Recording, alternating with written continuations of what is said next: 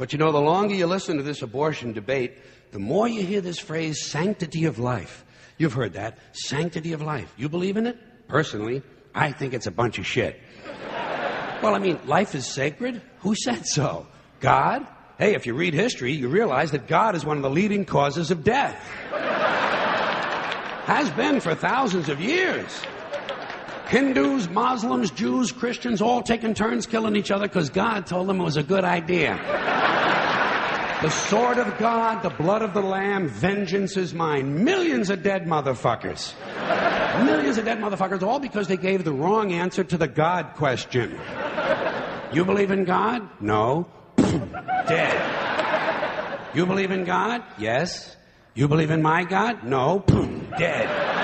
My God has a bigger dick than your God.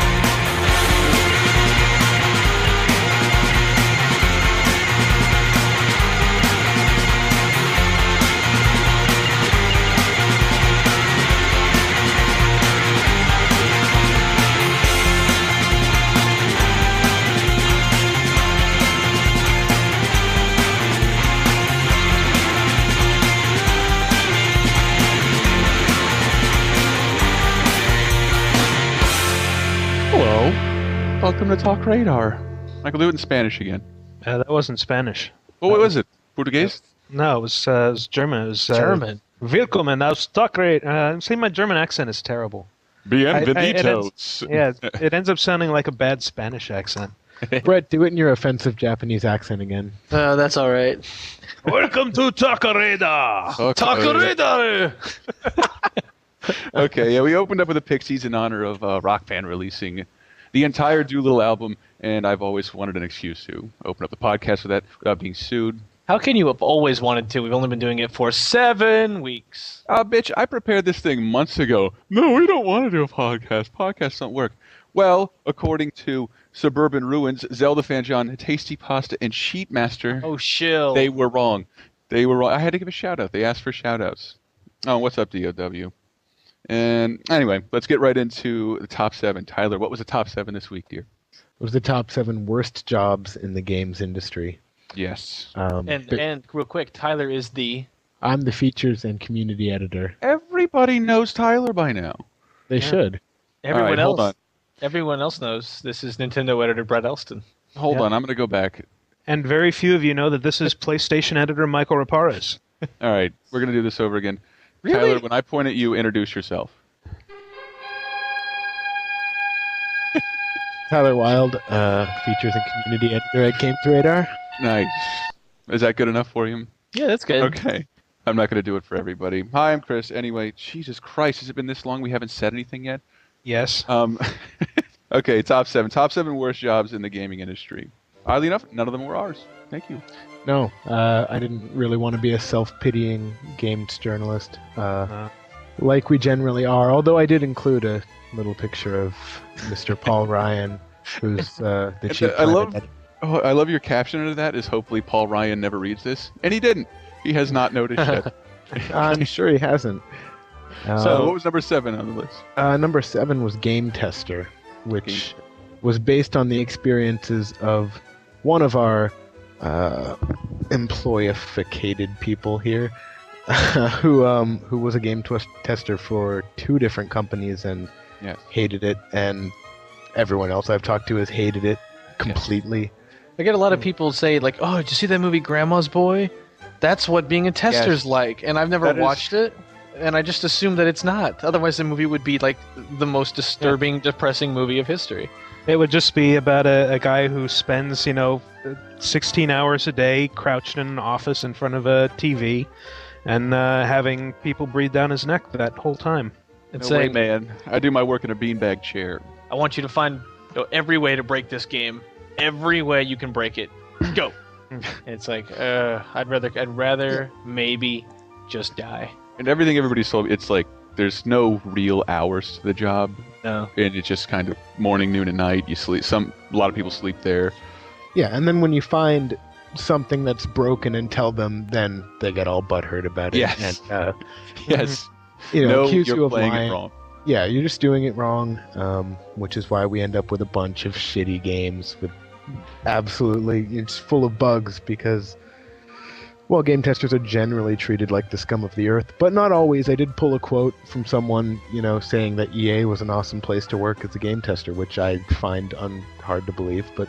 Yeah, we had a former EA tester actually register on our forums after we published this, and it just tells this horrible story about how he had to go and debug Superman and I reviewed that Superman game. Returns.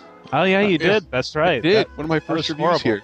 Yeah, and he refutes the idea that it's a starting point, a way to get your foot in the door of the industry, because he talks about how he showed his portfolio. He's like a 3D artist. Showed his portfolio to his supervisor in the hopes of getting noticed, and the supervisor took him aside and says, "Was that some kind of threat?"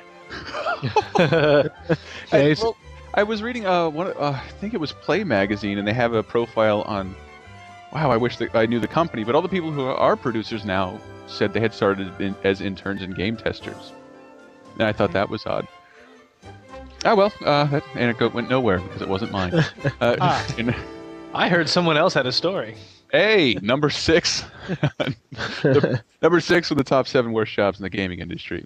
The person who has to wade through Xbox Live abuse reports.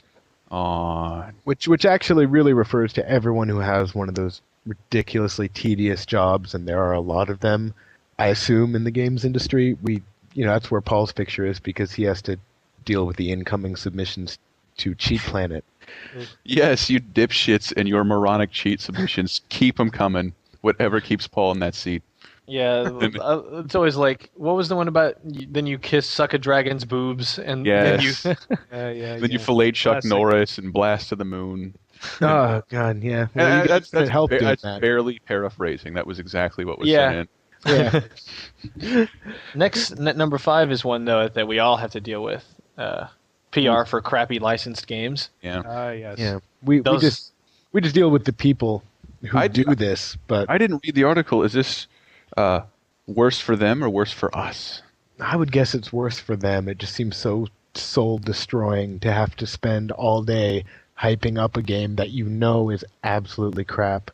I mean, that's not a job I would enjoy, because we get to say this game's shit and ass and balls, etc. Yes.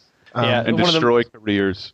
There's some appointments I've taken at E3 and even here where I don't want to name what the games were, who the people were, but it's just like some people you can tell they wear it on their face. Just like, I know. Yeah. Let's just go through this meeting. Let's show you the game. I'll give you the asset disc. I was never here. Like, And yet, those are such a sham because you both know that there's no reason for either of you to be in that room. yeah, and then there's the flip side where like at a event where there's a lot of kiosks, there's always a AAA game, and then there's that company's like D game that somebody's off way, like literally off to the corner, like they're actually embarrassed to be there, and and then you walk by and you're like, I don't want to start a conversation with this guy. But then they're like, "Oh, hey man, want to swing this thing like a golf club?" No, I really don't. I brought up to Tyler, and he didn't want to use any specifics, but I thought PR for the pets games. How many times can you plaster on that shit-eating grin and pretend raising a horsey is interesting and why this is new and innovative? This time it shits in 5 different colors. Hooray! Shits and vomits. I love the most recent thing that PR people have sort of adopted to try and get us interested in writing about kiddie games or cell phone games or casual games that are all just historically awful. Is that they always talk about like, oh well, this market for this is huge. Like, we do 7 billion sales per day. And you really need to start writing about it. It's like, well, the people who are buying those games and the people who actually read our website don't generally overlap very much. Like the Venn diagram, the center circle is like a tiny sliver. Yeah, you're well, most of the time one barely side counts as a shape. Your target audience is that way because they do not read our site or any other any other piece of the enthusiast press. Uninformed. You don't understand. The market for shitty games is huge. They're so cheap. I almost feel the worst for the cell phone games guys because their job as PR specialists is to get coverage and to get people interested. And I get so many emails from them. And usually, if it's like a game company we would deal with otherwise, but we don't care about this game, I'd at least reply and say, no, we're not planning any coverage for this. But I just don't even reply to them. And I can just imagine sending out email after email after email, not getting any replies, and it doesn't look like you're doing your job because no one cares about cell phone games. Like the kid in the headgear asking for a prom date. Yeah. You guys want to do something with Game Loft? No. Okay, number 4 on the top 7 worst jobs in the game industry. Number 4 is retail employee. Retail employee. Which Brett's raising his hand now. Threw his hands in the air. Yeah, I was in Toys R Us for 5 years. So that. Were you? Yes, I hardly ever bring it up. But basically, everything that they say on this page is pretty true. You're completely marginalized. Your bottom line doesn't matter. You're just there to sell things, and like it doesn't matter if you work over or they just whipped it. You got to meet a quota on this, and it just doesn't matter. Like, and your actually health and well-being doesn't matter at all. They just like totally ride you forever. And I was going to argue with that because my time as a retail employee at a media chain was the first job I ever felt that I was really good at. And not like the register stuff, but I know movies, I know games. And I was really good at that. And you know what? In the end, it turned out that didn't matter because we were supposed to hawk incentive programs. Like, look, I'm the only guy on the floor who knows everything about what we're selling. I can recommend anything to anybody. I'm not doing that. And because I wouldn't do that, like the company list said they had to let go, and everybody else said like we got 20. I'm like I got 0. I didn't bother. No, exactly. By the time I left that company, like.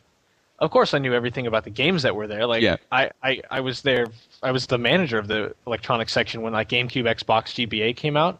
So like, I was kind of in charge of all of it. But then they just kept adding more and more things. Like, well, how many games did you sell with that piece of hardware? And are you selling any of these buyer protection plans for the games that will never fucking break because Nintendo's cartridges never unbreakable break? Game Boy cartridges? And no, this was the worst because they had us hawking the fucking Dish Network. So someone comes in to buy the latest Dragon Ball Z VHS, and I'm somehow going to sell them DirecTV. Like, is this Best Buy then? No, they were a part of Best Buy for a little while. Dude, I said the name of mine. What the hell? It was Suncoast, and it was. What are they going to do? Send dudes in black suits after you in here? Like, you've disparaged us. Because they are ever so out of business. Yeah, they don't exist anymore. Yeah, but I can't fathom going into a Suncoast video and like coming out with fucking Dish Network. I mean, that just boggles my mind. You would look like the biggest tool to your significant other. Like, you asshole! How did you? You were supposed to get me Sex in the City, and you came out with something we have to install on the roof. Yeah. It's like walking into a 7-Eleven and somehow coming out with a car, like a new car that you bought at 7-Eleven. I can only guess because I actually did do it once on accident, so I think the guy was just interested. But if you were that good power seller, the Ricky Roma of Suncoast, is that a reference that went above everybody's head? Yes. Okay. Yes. And I can only imagine the person walking out of there with a set list, like big-eyed and looked like they just saw a zombie. I don't know what just happened. This guy told me he had a great deal on Suncoast. Okay, this was my favorite part of this article because I didn't actually read it. The pano, number 3 on the list was mascot. Yeah. And the pano is picture with Brett's picture with the mascots. I don't know. Why have I never seen that picture before? I don't know. It was like 2 years ago. Sega came by with somebody in the II from Monkey Ball costume and somebody in the Sonic costume, and Sonic just could not be less interested in that picture. and somebody says, Knights couldn't be here to take a picture, so we need someone that look like an ass. Yeah. Didn't you actually do an article at one point kind of charting the drop in enthusiasm of Sonic? Yeah, there's a worst Sonic moments article on the site as well. There's a photo collage of, like, here's a group picture where Sonic is really excited. He's throwing 2 hand signs like, yeah, I'm Sonic. And then the second picture, he's like only got one hand up going, yeah, number 1, like Sonic does in the games, right? And by the time it gets to me in this picture, his arms are just both down by their side, guts hanging out. What I love, you've got your hand around him, and it actually looks like he's grating his teeth. Like his little mouth on the side, it kind of looks like he's biting his own lip until it bleeds because he hates this so much. I was at covering the Smash Brothers tournament, which, you know, for one was epically long and boring as shit because everybody played it as the exact same character Ike on the exact same level for 5 hours. They had a poor son of a bitch in a Mario outfit in San Jose in like 80-degree heat. The guy can't see, and he's on a dark stage, so he has to be ushered around by the hand like a trained monkey, and he's just sitting there looks spaced out. And then I could just see him motioning, like trying to get somebody's attention because everybody's doing something else because you can't be amused by Smash Brothers that long.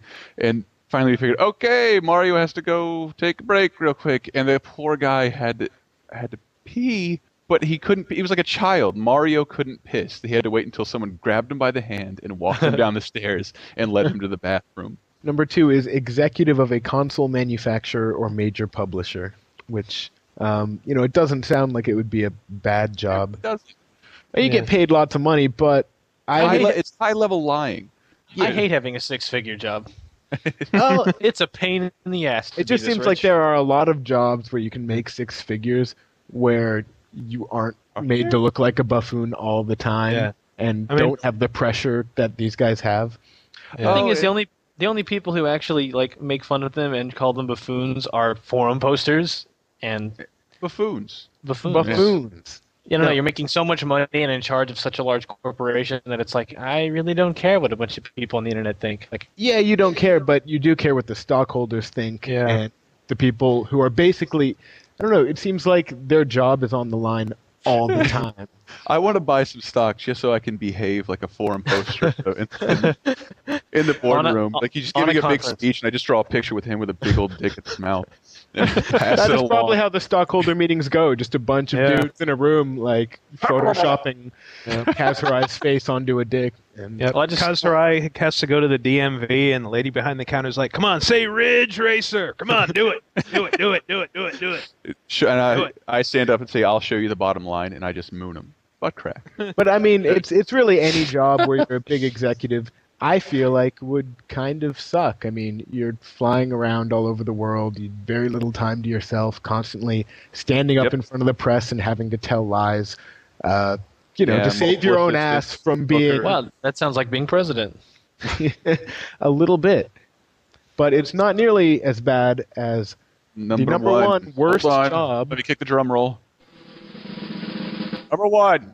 Well, if it were a shorter word, that would have worked. Faceless, overworked, underpaid programmer /artist /etc. I know. I have always felt so bad for them. So, in other words, the people who actually make the games. Yeah, the people who make the games, there are so many horror stories about some people say good things, but most of the time, even companies I really like, people will be like, yeah, I had a friend who worked at Blizzard, and he said it was terrible. And he made a good job, but like his name isn't anywhere on the product. Yeah. Like but I feel like in the terms of movies, cinematographers, it took them a while to start getting credited and people actually acknowledging who they were, and it'll probably take a while before the real tangible artists behind games start to get noticed. And I think they should. If you design a great level, you should get some notice for that. And in the homebrew communities, mostly they do. But, not getting any credit usually isn't so much the beef; it's the overtime. There's this one person complaining on a forum that her husband, they moved to Austin, Texas to work, and he was told that OT overtime is rarely required, and now he's working 12 to 14-hour days, 6 days a week. And apparently in Texas, you don't get overtime pay if you make more than $455 a week, which is only $23K a year. Yeah, only steers and queers make under $425 a week. It just seems like for $23K working 14-hour days, you could at least get a little bonus here and there. You're always in crunch mode. You're pointlessly reinventing pieces of code that you don't need to do, but you're always on deadline, and they're just going to fire you, if they want to. And then the other thing he points out, which is interesting, is that office is in Orlando, and he basically says, well, if you get laid off or fired or quit, you'll find out that there's no other employment of that type at 100 miles. Now you have to move because they put some of these offices where they develop things out in the middle of fucking nowhere. Okay, I'm sorry, Orlando isn't nowhere, but Orlando, I damn close. Grew up 4 hours away. Orlando is fucking nowhere. You have to go. You know where you have to go? Florida. Florida. Who wants to go and get a job in Florida? I didn't. Right. And you have a job as a programmer in Florida, and how many jobs are there for programmers in Florida? I don't know. I only knew of the entire state. Like EA was in Orlando. Apparently, it really sucks, and it's a common complaint of the industry is that it's absolutely a terrible industry to work in for programmers and artists, and that it's just constant crunch time, constant overtime, and ridiculous deadlines, which is why we get so many rushed games coming out, I presume. But, on the other hand, we've acknowledged them and their plight. So, faceless, overworked, underpaid programmer, artist, etc., who loves you, baby? Okay, give us money now. Okay, we're going to have to go to break, and when we come back, we're going to talk about Guitar Hero and Rock Band and Alone in the Dizzle. And, stay right there.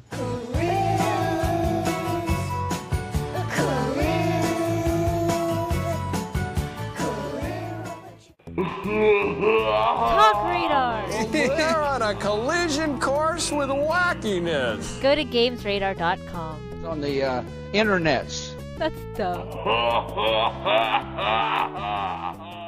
That's all I want. That's all you need in life is a little place for your stuff, I can see it on your table. Everybody's got a little place for their stuff.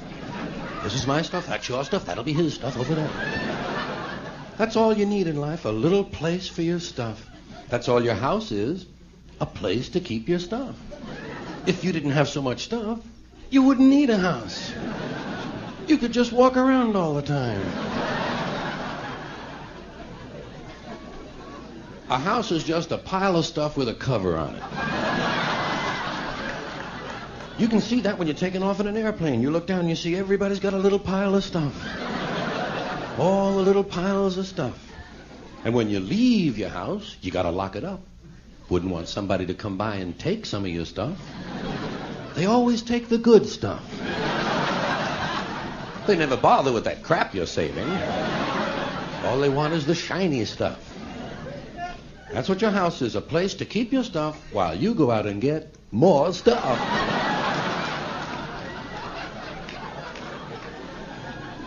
Sometimes you gotta move, gotta get a bigger house. Why? No room for your stuff anymore.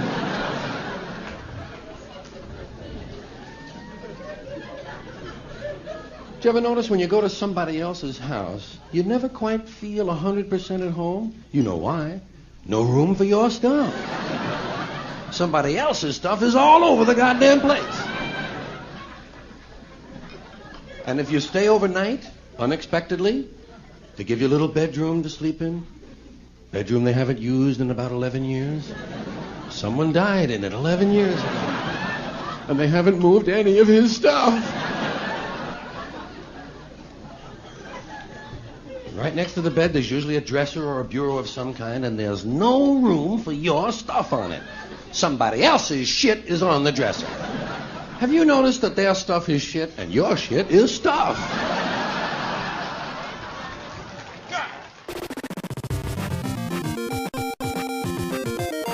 We're back.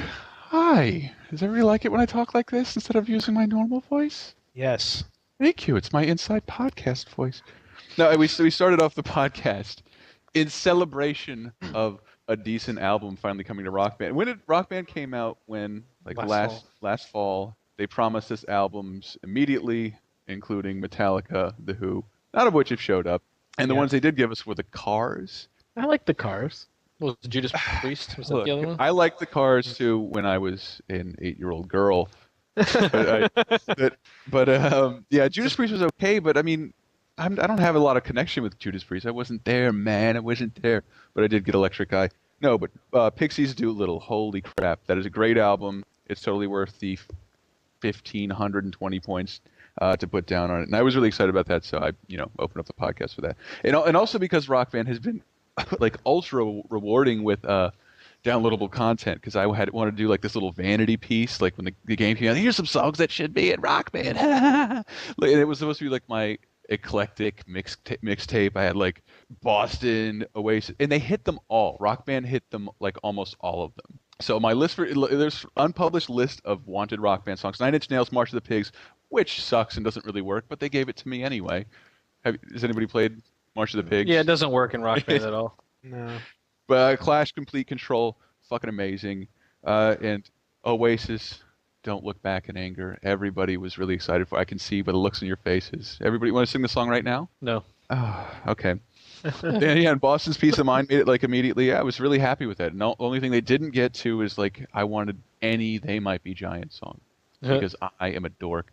But yeah, I passed around. A list to you guys, like what songs that would you want to see in Rock Band? Like now, Tyler, who is nearly indifferent. I just had to pressure him like a motherfucker. Like I don't know. I don't even play Rock Band. I'm like, well, just name a song you like. And what was it, Tyler? I named California Uber Alles by the Dead Kennedys. I'm so pissed that you got out of submitting anything with a great song, because I'm like, all right, he's right. That should be in Rock Band. The opening drums. I would just like to point out the title of that song is not California Uber Alles. It is We've Got a Bigger Problem Now. Is it really? Okay. Yes.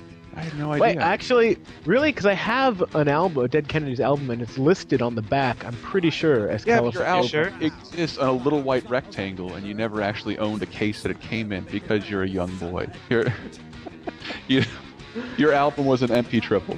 No, I had a CD. I didn't. You know what it probably vinyl, was? But it was a soundtrack. It was a soundtrack to an Amy Heckerling movie. Yes, and it probably was. Well, call me corrected if Mike. No, whatever. I thought it was a great choice. But anyway, it is a great song, whatever it's called, and I think that. I think the guitars would work well in a rhythm-based music game. No. Would you also like to suggest Teenage Wasteland while you're naming songs incorrectly? Yes. Okay, Brett, what did you pick? Ooh, it's a blast from the past. It's pretty old. Well, old in this time frame. It's called "I Was There" by Green Day. So it's off of Green Day's first CD called 1039 Smoothed Out Slappy Hours, which was a combination of 2 earlier CDs they had. Wasn't really popular at all, even after Dookie came out. Most people thought Kerplunk was their first CD, but there's stuff before that, and it's actually my favorite. And this specific song, I like it not just because I love the song, but it worked great in Rock Band because of this catchy guitar riff, excellent bass line going in the back. It's not just a guy going do do do do do do do do do do do do. There's actually a whole other melody going on with it, and then the lyrics as well are like I find them really very very quite touching. Even now. Even now, I'm going to wax here for a second, if you don't mind. Oh, hold on. Let me get my waxing hat on. Okay. About this song. It's like, this song is about a time in your life when the first time you actually start forgetting great things that have happened to you, and you actually have to start, like, specifically remembering things in your past, rather than just always carrying them with you. And that's why the song is called I Was There, like talking about looking back on all these great things that have happened in his life, and everything's kind of uncertain, but he's quote the song, he's still going to be here tomorrow and his life is still going to go on. And it's just like right in the middle of your life kind of stuff, like being self-aware and knowing what's going on in your own life. It's just a great message to me, especially when I first heard it as a 13-year-old kid. I'm like, wow, growing up is fun. Which is why I never got into shitty, sad music ever. Because I was going to say, because the Titanic theme also meets most of that criteria. What the fuck? I think you get a big kick out of it. I'm just saying, Rock Band, My Heart Will Go On. Okay, one of the ones that was on my list originally, but right now there's rumors all about the internet that both Rock Band and Guitar Hero are in a rush to secure the Beatles albums, which would seem impossible. Has anybody followed the Beatles music and everything? They're like the last people. Are they on iTunes yet? No, because they're still suing Apple over the word Apple. Yeah. And yeah, they're always the last to do anything. They don't license their shit for movies and commercials. Really, if they do, it's really expensive. So I never figured I'd see Helter Skelter on there, but I've always wanted it, especially in Rock Band. And no offense to Guitar Hero, but Rock Band has a microphone right now. And were any of you there when we did karaoke? I always do Helter Skelter like a fucking idiot at karaoke, and the whole song is screaming. The next day I wake up, what the fuck happened last night? Was I gargling lava? Oh, I did Helter Skelter. But probably the most interesting song submission on the list, which I will put over in the highly implausible additions to the downloadable content, is Michael's, which was Lightsaber Cocksucking Blues by McCluskey, which was deliberately chosen for its offensive title. Was it? It still makes. I think it makes a great song. It is a great song, and I think it would be extremely satisfying just to play that. It's got great guitar riffs. It's great to just scream out "Lightsaber Cocksucking Blues." And you also broke with that British spelling. You also Sabra. You also broke the barrier on cocksucking. I think that's the first time it's said in the podcast. That's the first time we said cocksucking. And it seems to it gives everybody's turns to do something. No, you play guitar. I play guitar. And how you say? All right, no one cares but my description. It's very simple. It's very straightforward. It's very fun. And it's 2 minutes. Some songs on the Rock Band, I like that they're putting the whole ones up there and they're not DD fucking R. But yeah, some of them need to be a little shorter. Anyway, like Green grass and high tides. Oh my god. And I quote, "Fucking hippies." Fucking hippies. You quote me, fucking hippies. Yeah, that's why I quoted. Yeah, that song is all about elves. That's all I know. Quick anecdote about that specific song and how long ass it is. Like the first time we tried to do the endless set list back in November or December. No, we should preface this. This was 4 or 5 in the morning trying to do the endless set list. I don't have to. I hadn't even got there yet, sir. All right. Sorry to be interrupting, Ivan. So it's 4 or 5 in the morning. We've been trying to do this endless set list, which is how many songs? Like 90, 58. 58 songs, something like that. Every song on Rock Band back to back. And the second to last song is Green Grass and High Tides. And it starts off so slow, and we're all playing on hard, I think. Yeah. Because most of us can handle that fairly well, but we got ego issues, so it's like expert drums. There's nobody that at the time could not do that, and it just wasn't worth the trouble. But anyway, we get to the song. It starts off fine, and then immediately you see this wave of notes coming up, and you're like, "Oh Jesus!" And then the moment it starts off with like, you hear Michael yell, "Fucking hippies!" And the song goes on for 9 minutes or whatever it is, and we had to play it like 4 or 5 times to the point where we just walked away from the game for about 30 minutes to cool off. I know it does, because that part of the song, it doesn't even sound like a song anymore. It sounds like if a song had an ignition to start up, and it's stalling. Not to mention the vocalist, who was Eric Bratcher, our executive editor. Fantastic. Great vocalist, and he has nothing to do for That's right. 80% of that song. It's just him standing there going, "I'm gonna go outside and those who do believe," and then he shuts up for like 11 minutes. Fail. I'm gonna go hunt a deer, skin it, process it, come back, and finish the song up when you guys are ready. I'm gonna go smoke a cigarette. I don't smoke, but I'll start because that's how long it's gonna take before my part comes around again. I hated that I didn't include Guitar Hero in that, but Guitar Hero 3 let me down. Maybe World Tour will bring it back. But Brett, you reviewed On Tour. On Tour. Yes, which turned out to be a rather divisive interview. One of two review. Thank you. One of two very divisive reviews this week, where the scores are just all over the place. Yeah. Guitar Hero On Tour being one, and Alone in the Dark being the other. First, I talk about Guitar Hero On Tour because I reviewed it. It's really annoying. It's really hard to play. My fucking wrist or neck or eyes hurt after like 3. Did you not use the naughty baby technique I taught you? I'm not doing that. Standing up and cooing over. No, you hold it and you look down at it. But like, listen to the difference of the reviews here. Like this 93 from Game Chronicles. It's like I love Game Chronicles. What's a Game Chronicles? All they do is chronicle games. I know. It's just you can really punch up the bass and immerse yourself in the concert experience. IGN says it's incredibly hard to think of any way to do it better. GamePro says definitely on your shopping list. But then you go down and like what I said, which sounds they intentionally chose the most vile thing I had to say. Metacritic? Yeah. A curiosity to be indulged and then discarded in favor of another round of full-sized guitar heroism. And that's a 6. And then GameSpot says simply not enjoyable. IGN Australia says, no, I'm not reading that. It's a fucking huge quote. And then 1UP says doesn't feel like Guitar Hero. A frowny cat, right? Just like a lot of this stuff shouldn't be so subjective. I know reviews kind of are, but there are just objective things about gameplay. It fucking hurts to play that game. End of story. And the set list is one of the worst set lists I've seen outside of a teenage girl's iPod.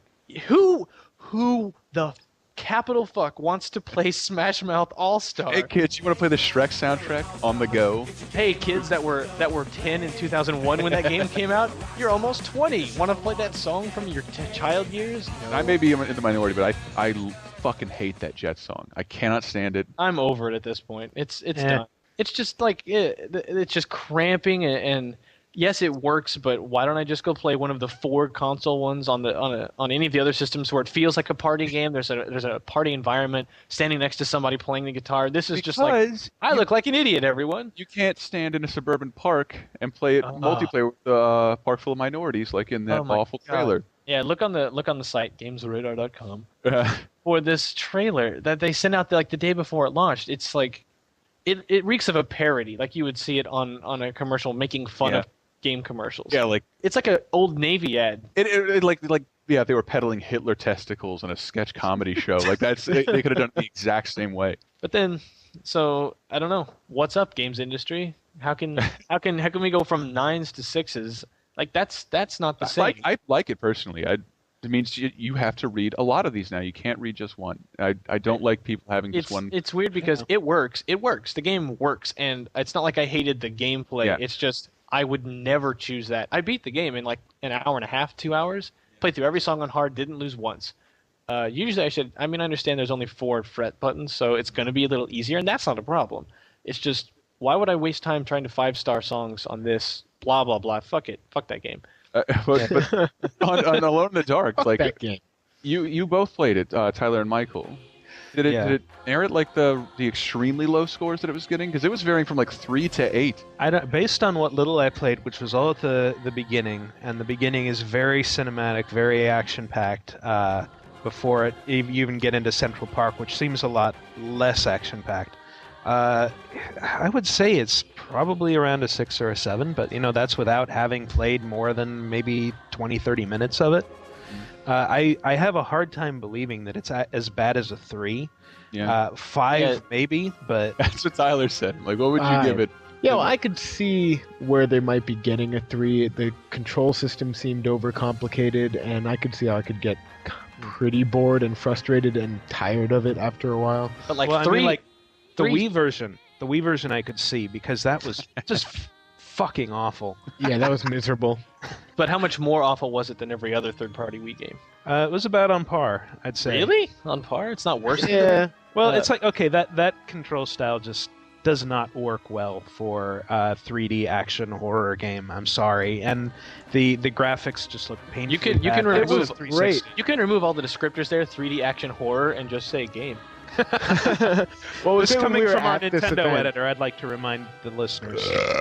We were at the event, and we're playing the Wii version. There's like 1 or 2 Wii versions set up, and all these editors are standing around and going, wow, these graphics look really good for a Wii game. I mean, can I have another drink? Like, I know it's not. I know they're not going to look as good as the 360 version, but they do look really good. And I'm standing there like my jaw gaping. This looks like ass. It looks like I don't remember PS2 games ever looking that bad. Yeah. Well, I'm tired of this excuse, like ellipses for a Wii game. Like, can we get past that and just say it's 2008? This game looks horrible. If it played great, who cares if the graphics are bad? The point is it doesn't, and But the point is, like, these reviews again are so all over the place. Like, again, here's a review, the top of the barrel. Episodic structure, 8 hourly segments in all, is a masterstroke. By who? Xbox Official Magazine UK. Okay, can't make fun of them. No. But then we go all the way down. IGN gives it a 3.5, calls it boring combat, frustrating controls, poorly designed levels, hackneyed story. Those are two different games. Like, that's not being, like, there's just certain parts of games that are objective. Like, it does or it does not function properly. And other things you can have an opinion about, like, was it actually fun or whatever. But these are, like, criticizing actual elements of the game. And then one person says masterstroke, and at the other end is, like, horrible. Well, like, to be fair, IGN plays a lot of games. Are you high? No. I was just joshing. Oh yeah, and before we go to break, we wanted to say goodbye to one of our own who's leaving us to attend graduate school. Everybody's favorite Ninja Gaiden 2 reviewer, AJ Glasser, Manders. He's taking off. We're all gonna miss you, Mandem. Manders. We're gonna get you drunk this Friday, but today. It's recorded live, and yeah, we're seriously gonna miss you a lot. We will miss you, Amanda. You help us make the site work, and it's going to be harder to make it work without you. Productivity will drop because she is the one who puts the stuff in the website, and now there'll only be. Who's gonna review the 145-hour RPGs? Nobody. Please don't Nobody. say me. Damn it. That's the way it should be. Damn it. No. All right, we're gonna head in a break, but when we come back, we're gonna talk about a certain nuke of a certain alien's asshole. So. All right. Well, we're getting out of here. We'll be back in a second. To say goodbye to yesterday.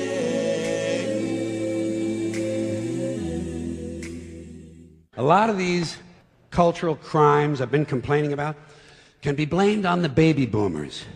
Something else I'm a little tired of hearing about. The baby boomers.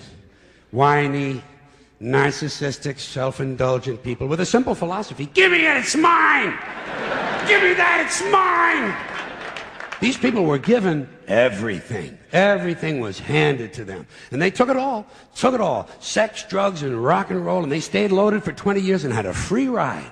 But now they're staring down the barrel of middle-age burnout, and they don't like it. They don't like it, so they've turned self-righteous.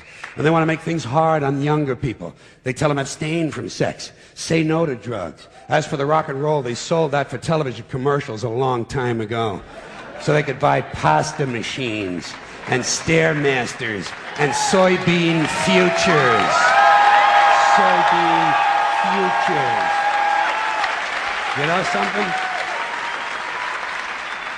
They're cold, bloodless people. It's in their slogans, it's in their rhetoric. No pain, no gain. Just do it. Life is short, play hard. Shit happens, deal with it. Get a life. These people went from do your own thing to just say no. They went from love is all you need to whoever winds up with the most toys wins.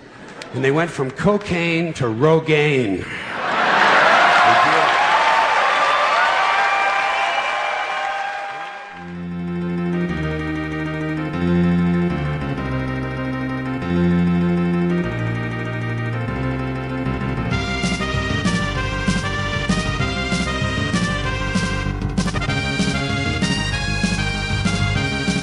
Okay, hi, we're back, and I'm not going to talk in a strange voice this time. Okay. Hey, no more channeling that guy off Comedy Central. Who? There's some comedian who always talks like this. Oh, Jim Gaffigan. Is that him? Yeah, I was not doing that, but... Sure you're not talking about Emo Phillips? I don't know. Holy shit, no one better bring up... okay. You know... who was that who's talking? Oh, that's me, Henry Gilbert. I'm an intern. Henry Gilbert is here to talk with us about an extremely distressing scenario. Where did this come from exactly? What actually began is, I think it was you guys, like maybe Tyler and Tyler who just stepped out, and Tyler and Stephen Pierce are. I forget because we go outside and a couple of us smokers just kind of bandy stuff about and stuff that really makes us laugh, and like, why can't we work that into an article? And this time, I thought we went too far, but people really liked it. What was The scenario is, what if a nuclear bomb went off in Superman's ass? Yes. And there's so many questions to ask because, well, he's nearly indestructible, we know, and he can survive bombs and artillery outside, but if a bomb like went off inside, what would happen? Are his guts as strong as his skin outside? And it turns out, yes, he would survive. Is that true? Yeah. Well, I don't know. There's a real litany of histories to go into, I think. See, that's what Steven suggested, was like the actual one we should pay attention to is just the generic Superman in general. Like before you start breaking it down into all the different kinds, like Superman in general would survive. But there's a reason recently you told me, like why, like proof that he would survive. Yeah. In a recent comic I read, specifically Justice number 5, Superman is filled.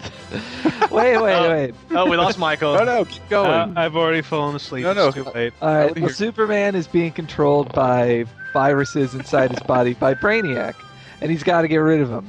His way of doing it tells Captain Marvel to throw him into the sun. So when he comes out to the other side of the sun, all the Brainiac stuff is eradicated from his body, and he is perfectly fine. His cape is even unsinged, like he's... Wait a minute, how does the cape isn't powered by the sun? Well, the whole Are of you it... from Krypton? What? Are you from Krypton? Do you know that? Yeah, that's the bigger question. How do his clothes survive these things? Well, there's a reason now, I think. Yeah, they're specially made Krypton threads that are indestructible. Like, they can't be destroyed either. I don't know. It's because the artist thought it would be sad to draw him with like his cape all torn up or something. But, If they were indestructible, though, how were they cut and stitched into a garment? Well, they were. They kind of just. Oh wait. No, you've undone my existence. Well, okay. In the Fortress of Solitude, he has special Kryptonian sewing machines that can put its suit together. He's sitting there with the needles in his mouth and foot pedal, just like, oh, goddamn Reds. I've only seen the first two Superman movies, and I don't know why he just doesn't solve every problem by throwing his logo at it. It can go through anything. Superman really is a dumb superhero. Well, yeah, he's impossible to write. Like, his stories, like, aside from his origin stories, all his other stories are just him being attacked by kryptonite constantly or some magic thing. Like, because he's, like, that's what you told me. He's only susceptible to kryptonite and magic. And the way you said it so seriously. And magic. Like, voodoo? Yeah, that is magic. Yeah. Oh, Magic wait, here's the something. Gathering? Like, is that his weakness? He's annoyed at that. It doesn't actually physical harm, but it's emotional stress. Yeah. So here's the question: the Marvel versus DC. Marvel, what? Mortal Kombat versus DC game that's coming out. I was gonna say, I had a big old geek bone. So we're talking about how they're going to weaken people like Superman and Flash to actually make them fight the Mortal Kombat characters. Yeah. And we actually got to saying, would actually Sub-Zero and Scorpion damage him, because Scorpion is a specter from hell, I would assume, and then Sub-Zero, is his magic ice? Is his ice magic, or is it a power? Like, would that get around it? Would that get around his invulnerability? Well, in the comics, like... I'll leave that to Henry. Go ahead. Yeah. Well, in the comics, like, people can magically create things, but they still have the properties of those things. Like, you can create fire magically, but it's still fire. While Scorpion has hellfire that, like, is from hell, and that's magic. But Scorpion magically creates just technically, scientifically real ice. So it's not like I can only do the stuff ice does. Right. Which would be nothing to Superman. So I'm on board with this. Those two look bored. It's out not of that it. I'm not on board with this, because I honestly love these conversations that come out of justifying Midway's terrible idea. I would say in the game, I've seen those pictures where, like, somebody is punching Superman and blood comes out. And so if that can happen, then probably ice would hurt him. What makes Superman bleed? How do you cut that motherfucker? Nothing. Well, so... After Infinite Crisis, Oh no! they have an editorial edict that says Superman cannot bleed. Period. He does not bleed. But he bled in the death of Superman. That was pre-Infinite Crisis. Oh, Infinite Crisis. I thought you Yeah. said Crisis on Infinite Earth. It's No, infinite. I know. The No. crisis never ends. This isn't a time crisis. Stop making that face. Now, well, at that time, that explained that Superman was actually covered by, like, an impenetrable force field around his body, which explained why his clothes couldn't be damaged. So actually then... Actually... If you put his nuke up his butt, then you would also have to wonder where the invisible force field ended. Because if you could get it up his butt, then that would mean the inside of him is technically vulnerable. So that might actually damage him some. Oh. Yeah, I guess the force field couldn't protect his butt because we assume it doesn't protect his mouth or his nose. Yeah, he can get food inside. But does he even need to eat? Well, that's another thing too. Does he need to eat? Does he need to wear rubber? Well, it's been said before that Superman doesn't have to use the bathroom because he technically doesn't have to eat. He takes the sun, not just for his superpower. Then does he even have an asshole? Why would he have an asshole? Well, before when he was on Krypton, Krypton, he was normal. He had to be eating and shitting. Sir, look, if I didn't have to eat... Sir, I find this question preposterous. If I didn't have to eat and I'm living on Krypton around all those sharp and phallic objects, there's no way I'm evolving my own asshole. Well, now Kryptonians are slippery. Well, look, we all know he has an asshole because in Infinite Earth Crisis, he had to pose for that website. Nah, Kryptonians are just like us. They have to eat and poop. They're under a red sun, that's all. So if I went under a red sun, could I have a nuke in my ass? Is mortal man's human toilet paper effective on Superman? No, I mean, it's just like a bullet. If bullets just get wiped past him, like... Yeah, but can they scrape chunks of poo off his inner hiney hole? I don't know. You see, well, he should be able to bypass his own force field, shouldn't he? Or if he's like, what about that? No. No. I wonder how many people just clicked unsubscribe in iTunes right now. Well, I did want to, because you apparently had an answer to this. The Flash is going to be in the game. The Flash is faster than Superman? Yes. Yeah. How? See, in a foot race, yes. Yeah, when a foot race. So he's flying? Well, Flash can't fly. Yeah. We'll call you when we need you, Flash. Sorry, Superman's on the case. If Superman was flying at the ground, then because Superman is still stuck by physical scientific laws, while Flash has the Speed Force that gives him frictionless speed that corresponds with no human laws or metabolism or anything. So Flash does not get runner's nipple. No, and that's how he can even hold people inside of his Speed Force, and they don't get burned to death or evaporate ripped apart. Yeah. And and while I'm here, what's so wonderful about Wonder Woman? I don't get it. To be honest, she kind of sucks mostly. Yes. Super boobs. She works well in team settings, but like she has no rogue gallery. She's always like the feminine voice of reason. Yeah. Now, boys. Don't make me get my lasso out and tie you. I've got nothing else to do. Superman and Batman argue, and then she's like, "Come on, guys, settle down." That you can have me. Actually, was it superdickery.com, I think it was, that had the panels from old like Wonder Woman comics from the 40s, where there's like all this creepy lesbian bondage shit going on, like not even subtext, it's like right out there for you to see. Like Wonder Woman talking about, if more women had decent masters, this world would be a better place. But if they submit to the wills of men or to indecent people, then DC's a weird universe. Marvel makes a lot more sense. But yeah, I agree. That's it. Let's stop. Okay. All right. Well, let's tease what we're doing next week. I'll be in Canada on vacation. That's what you wanted to tease? That is all. No. Becoming an expatriate. No, next week, Games Radar will be having a week-long celebration of a certain character, as well as an announcement about that said character. And it's pretty cool news, I gotta say. This magical game, mysterious, nameless game. We should be the only ones that will have it. So look for that. I am on pins and needles because I so doubt it. It's gonna leak. Some of it's leaked already. If you've been reading the internet at all the past 2 weeks, you kind of know. But this is like we've been all holding this in. Yeah, it's a very poorly kept secret. It's a lot of rumor at this point, but we'll have actual information next week, and just got a lot of stuff coming to talk about it. It'll be really cool. Michael? Nothing that's teasable. Lazy. Just coming in and going home. Yeah. Hank, what you got going on? Staring at the internets. Well, I'll be CMSing some articles, and Didn't you take an appointment today? yes, though that's not gonna be till like middle of July. You'll see anything about it. I'm not even sure I can say what it was. That's how important I am.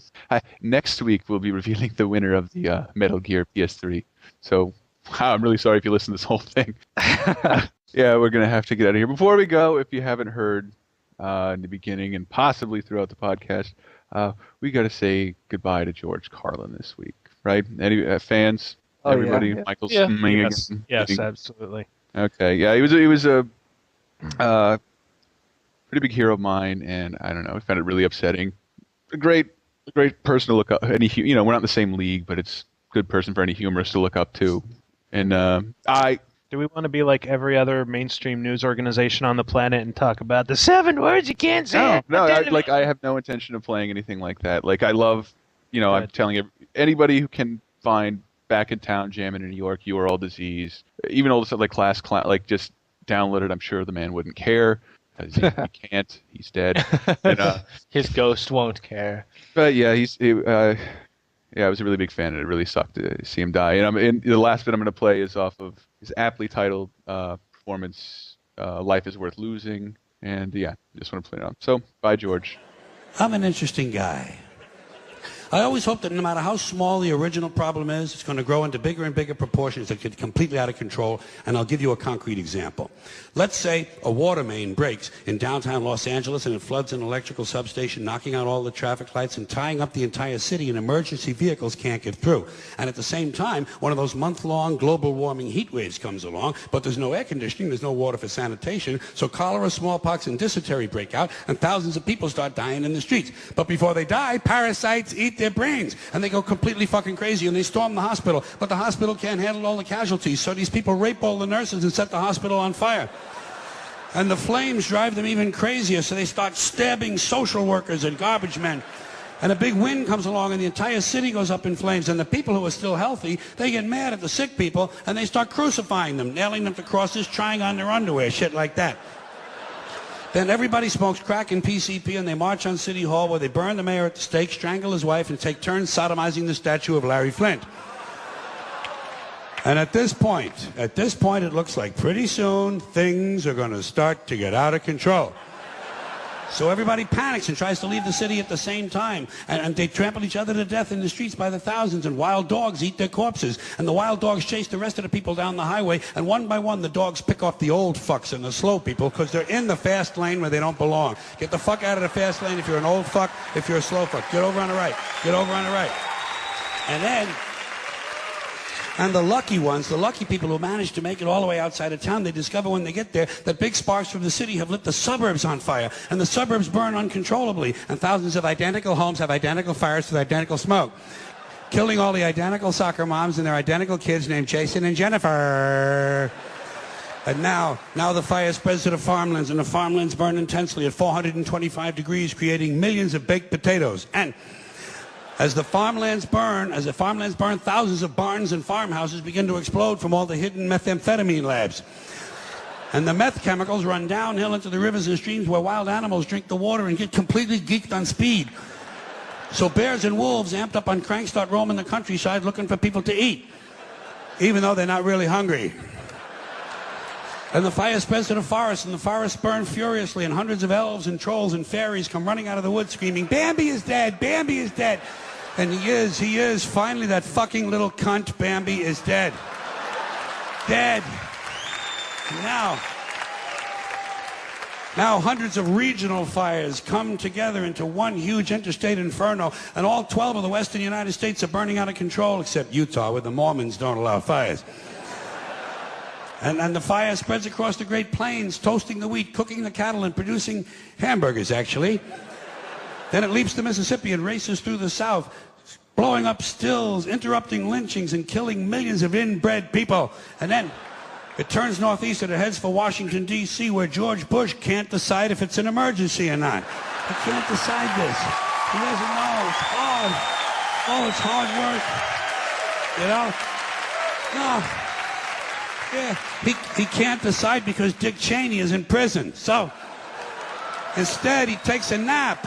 He puts his empty, fucking brainless head down on the little pillow his mother gave him at Christmas time, and he takes a fucking nap. So the fire moves to Philadelphia, but it's a weekend, and Philadelphia's closed on the weekend.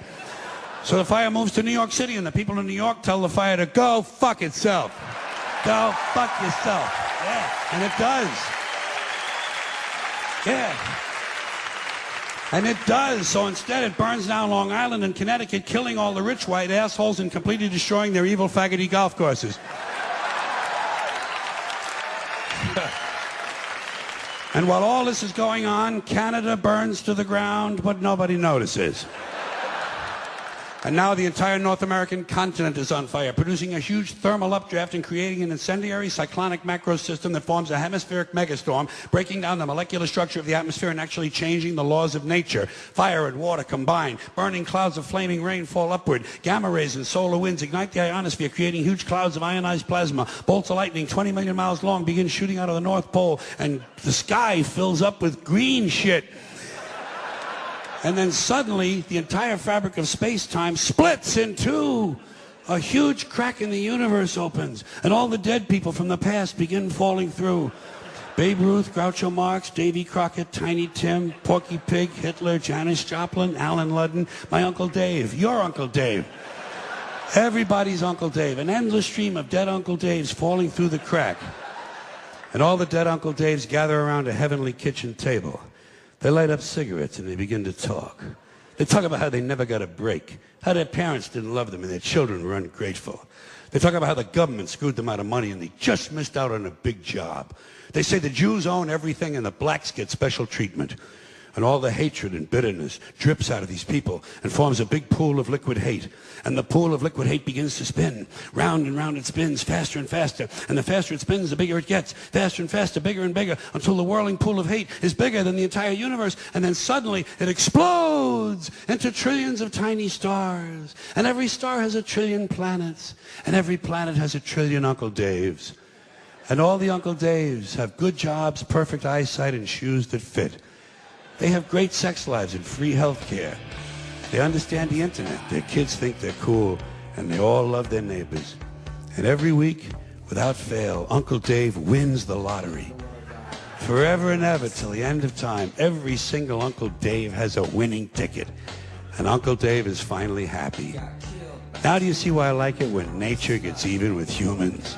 Thanks for coming in here tonight.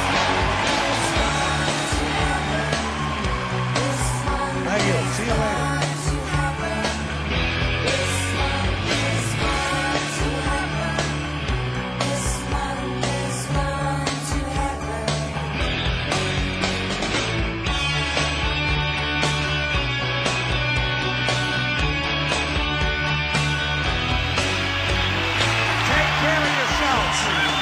Take care of yourself and take care of somebody else. Thank you. Good night.